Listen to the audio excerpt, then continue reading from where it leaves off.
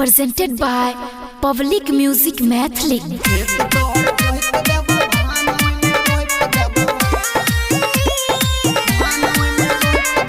उड़ै छिको धूल बड़ी टाइट छिको धरती कई साल से रखले छी खेत अपन परती लागे के नफरा छौरी काटे पड़तौ जरती देखी के किसान सब होई गेलौ भरती खेत तोहर जोइत देबौ धान ओइ में रोप देबौ अपना कोदाहिर से आइर तोहर छोप देबौ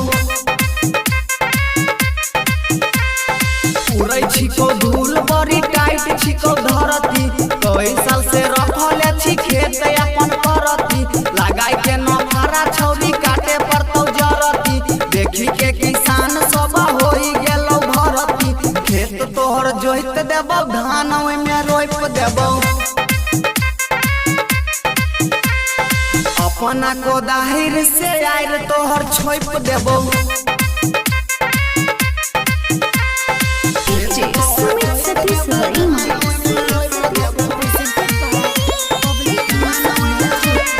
लागे छै नै जोत करही एको बार गे देखिए के लोग सब ठोकै छौ कपार गे पाइन लगैबो छौरी कोइर देबो कादो देखला ना घर की गे आइब गेलै भादो खेत तोहर जोइत देबो धान ओइ में रोप देबो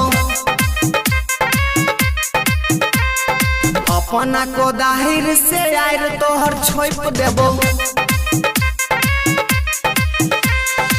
उड़ै छिको धूल बड़ी टाइट छिको धरती कई साल से रखले छी खेत अपन परती लगाई के नफरा छौरी काटे पड़तौ जरती देखी के किसान सब होई गेलौ भरती खेत तोहर जोइत देबौ धान ओइ में रोप देबौ अपना कोदाहिर से आइर तोहर छोप देबौ